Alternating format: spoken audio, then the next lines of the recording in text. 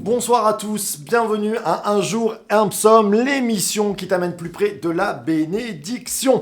Alors ce soir, le psaume 40, donc peut-être que vous nous rejoignez, vous connaissez pas trop le principe, c'est simple, on prend depuis presque une cinquantaine de jours un psaume à 18h, peut-être que vous le regardez un peu plus tard, et que vous aimez le lire, relire, et puis on prie ensemble, on prie par rapport à la bénédiction que ce psaume nous a laissé, on réfléchit un petit peu dessus. C'est l'Église Source de Vie qui propose cela. Moi, je suis le pasteur Marc Ambrosio et je suis tellement heureux de vous rencontrer chaque soir de plus en plus nombreux. Alors, on va lire ensemble le psaume 40, si vous le voulez bien.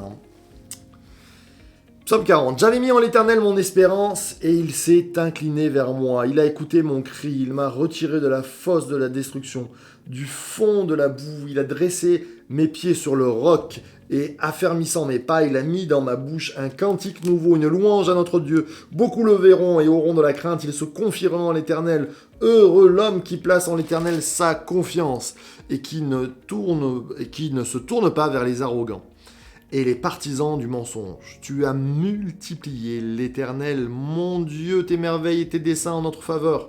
Rien n'est comparable à toi, je voudrais les redire et les proclamer. Ils sont trop nombreux pour être comptés. Tu n'as pas désiré ni sacrifice, ni offrande. Tu m'as ouvert les oreilles. Tu n'as demandé ni holocauste, ni sacrifice pour le péché. Alors je dis, voici, je viens avec le rouleau du livre. Écris pour moi. Je prends plaisir à faire ta volonté. Mon Dieu et ta loi est au fond de mon cœur. Amen, amen et amen. On arrête au verset 9. On continuera demain avec le même psaume on le coupe en deux au verset 18. Un psaume formidable. Hier, je ne sais pas si vous nous avez suivis, mais c'était un petit peu, j'allais dire, un petit peu un psaume déprime. C'est-à-dire David qui dit « Oh là là, on est un souffle, on passe tellement vite, j'ai péché, Dieu va être contre moi, mais je crie à l'Éternel quand même. » Et puis, psaume 40, le même David qui vient dire « Tu as mis dans ma bouche un cantique nouveau. » Qu'est-ce qui s'est passé entre les deux? Il a prié. J'ai juste envie de dire, prie et tu vas avoir un cantique nouveau. C'est quoi un cantique? C'est, tu vas te mettre à chanter, tu vas te mettre à siffler, tu vas te mettre à... Tu sais, les anciens, moi j'aime bien les anciens, quand ils jardinaient, des fois on les entendait... Ils sifflaient. Moi, j'aime bien siffler. Si vous me voyez dans la campagne, souvent je siffle ou je chantonne. Mais parce que quand on a la joie dans le cœur, eh bien, on est amené à chanter, à chantonner, à siffler et même à célébrer Dieu. Tu as mis dans mon cœur un cantique nouveau, une louange à notre Dieu.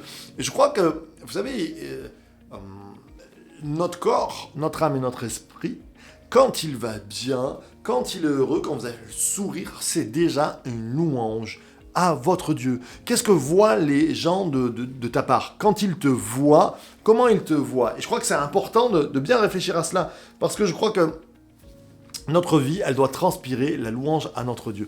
Parce que Dieu a changé nos cœurs.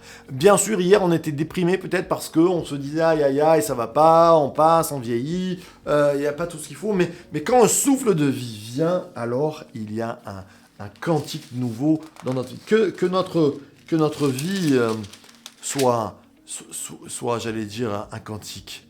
Que les gens, quand ils te croisent, quand ils me croisent, puissent repartir comme quand on a entendu une belle chanson, avec le cœur joyeux. J'aime ces versets où il dit « Ils sont trop nombreux, tes merveilles sont trop nombreuses pour être comptées. Combien ta bonté est grande, Seigneur.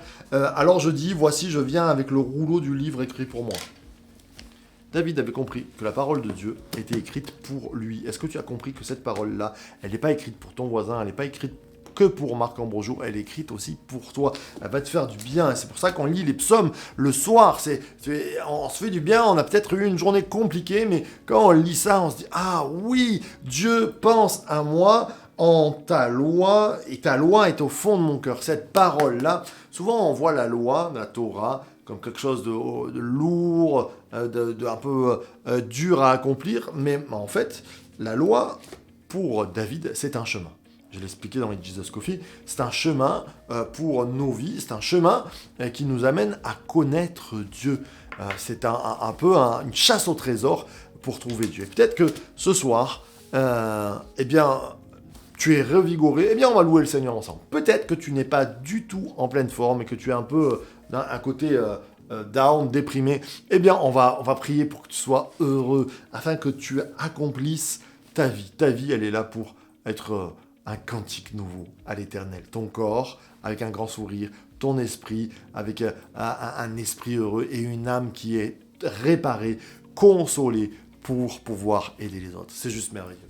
Notre Père, nous voulons te célébrer. Je veux prendre un temps pour te dire merci. Merci parce que ta parole, elle est bonne, ta loi est sur nos cœurs et nous nous réjouissons ensemble de pouvoir vivre ta vie. C'est vrai que les psaumes passent, les jours passent et ils sont différents. Et quand nous sommes en bas, au fond, tu es celui qui vient nous tirer par la main et qui vient mettre en nous une source d'eau vive. Je te prie pour mes frères et sœurs qui ne vont peut-être pas bien ce soir. Seigneur, tu les bénis, tu les encourages, tu les fortifies. Et ensemble, nous voulons te louer. Ensemble, nous voulons compter les bienfaits qui se renouvellent chaque matin. Merci Seigneur pour ce que tu as fait et merci pour ce livre écrit pour moi, écrit pour mes frères et sœurs. Amen, amen et amen. Waouh, c'était bon d'être ensemble ce soir. On continue avec ce psaume 40 demain pour terminer cette belle semaine qui est vendredi. C'est juste génial. On se retrouve aussi à 7h du matin avec les Jesus Coffee, source de vie, de Church to Be.